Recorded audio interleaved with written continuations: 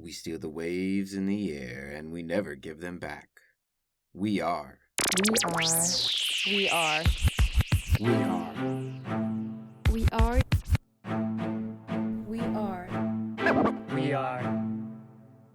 Lofi Poli Sci. Yes, we are. Lofi Poli Sci podcast coming at you with that lo-fi global news. Oh yeah, talking about our famous question, what's going on in the world today? Straight to it. Let's head over to the Southeast Asian country of Malaysia. So Malaysia is getting a new prime minister after the previous one only lasted 18 months. That's a very short tenure for a prime minister anywhere. But the story here for us that we're going to talk about is that the king is appointing this new prime minister to run the country. Now, lo-fi listeners out there, at least two things right here. Number one, if you didn't know Malaysia has a king, now you know. Number two, but if you did, but thought, man, this must be mostly ceremonial, right? Like the United Kingdom or Spain, and the monarch doesn't really do anything. Well, let's rethink that just a little bit. I mean, the king isn't like the king or the prince of Saudi Arabia. We're not saying that.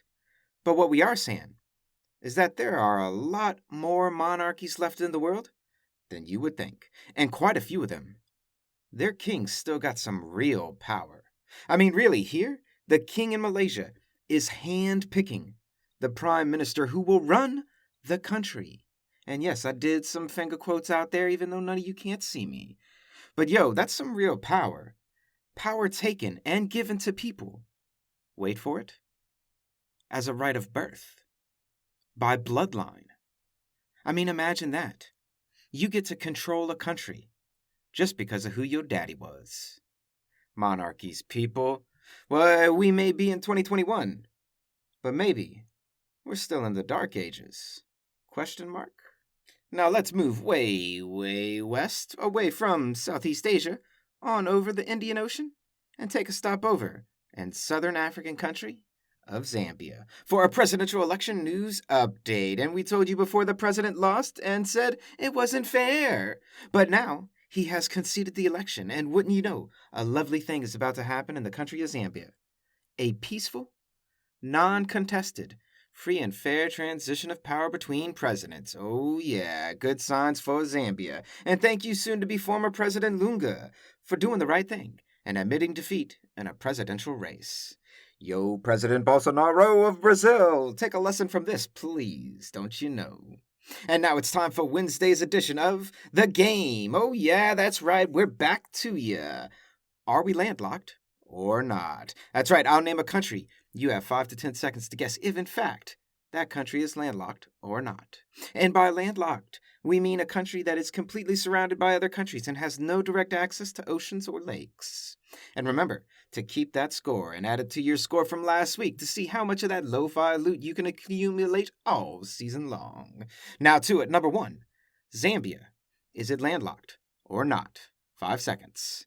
And I figured since we were just talking about Zambian presidential election, why not put that geography skill to the test and see what you know about Southern Africa?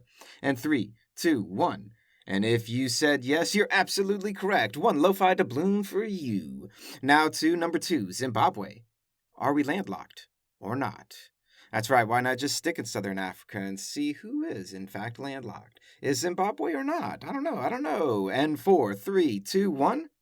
Zimbabwe is indeed landlocked. How many of you are 2 for 2 right now? Go ahead and comment down below. And number 3, Lesotho. Is it? Oh, our daily double. Get these next 2 countries correct, and you get double the lo-fi doubloons.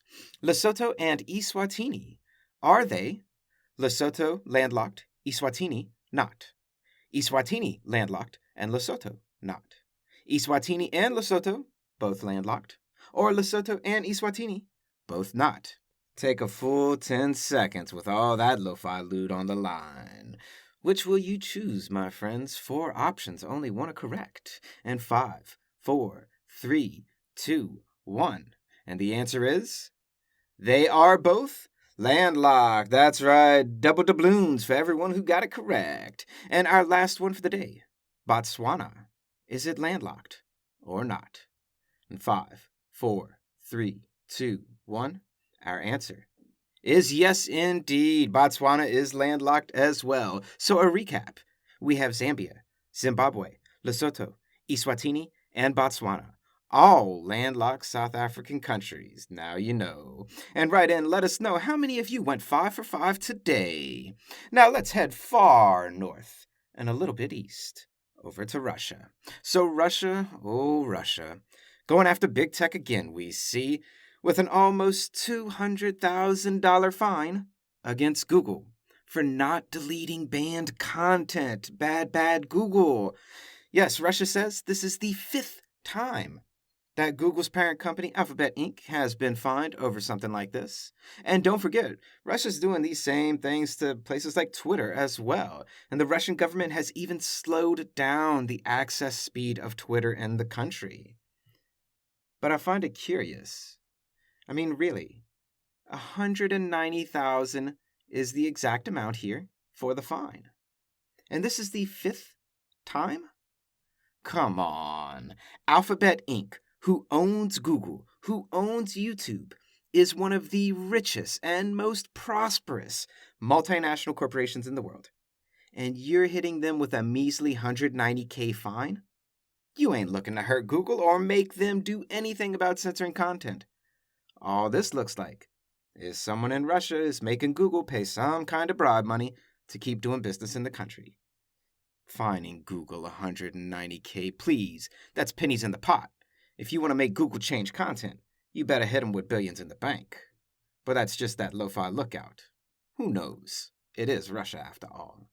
And now let's scuttle right over, and yes, I did say scuttle because, well, you gotta switch it up here and there, otherwise it just all sounds the same. But to space and NASA we go. And Jeff Bezos of Amazon suing NASA. Who the heck sues NASA? Jeff Bezos does, for giving a contract to Elon Musk of SpaceX. Oh, if this doesn't sound like some rich people problems about who gets what going to space, I don't know what does. But then, why even include it in Lo-Fi Global News? ? Because let me tell you, the past couple years, the right now, and the next few years, in our lives, in our lifetime, the entire future blueprint of how space exploration, colonization in space, and the corporatization of space is being played out right in front of our faces. And a lot of people don't even realize it, but we sure as hell better start. Because last time someone did some colonization in the world, it didn't turn out too well for most of the population. But right now in space, what's going on? So the US sent a landing craft to Mars. China sent their first probe ever to Mars. The UAE, the United Arab Emirates, sent their first probe to Mars. China, Russia, the US are all looking real hard at lunar colonization, aka taking over the moon. China started building their own space station, so there will be not one, but 2 space stations orbiting the planet. NASA in the US even came up with the Artemis Accords to lay out that lunar law of the land, to which the world was like, yeah, we think not, US and NASA. And this Jeff Bezos of Amazon versus Elon Musk of SpaceX of Tesla, this is all about who is going to be the corporation that leads corporate colonization in space. People, this is some hardcore important shit about the future of the species, of human beings. And wouldn't you know, our choices are Bezos or Musk. Don't we feel blessed? We'll keep you updated on how this lawsuit plays out moving forward. And a last piece of news to send you on your way for the day. A quick piece for you, because we know you all gotta go. So word is, Twitter did a new update last week, playing with their colors and fonts, changing things up, trying to be all hip and cool and new. And now, they're going back to the drawing board, as they found out that their new colors and their new font were giving tweeters headaches. Newsflash, Twitter, that's not your font or your colors. That's just you, all day, every day, giving us a headache. Change your colors, change your font, it won't make a difference at all. I'm still gonna get that tweet ache every single day. And oh man, I can feel it coming on already, right in the front of my head, just from talking about it too much. Time to unplug, my friends. And that's a reminder to all of you lo-fi listeners out there. Every now and again, unplug. Go outside. Breathe. Look at, see what's around you. Talk to someone. Be a person. Be a human being. And I promise, that tweet ache will disappear. And that's a brief snapshot of what's going on in the world today. Stay tuned for our special co-host episode coming up this week with Dr. Robert Worth talking about everything happening in Afghanistan. And if you missed it, go back and catch yesterday's episode with writer, director, and voice of Hipsville AD, Gregory Day's Top 10 List, an introduction to East Asian cinema. Always remember that Lofi Poli Sci is more than just me. It's the we that we be. Peace and well-being to all my human beings out there. Much love and always the best. Pickering, signing off.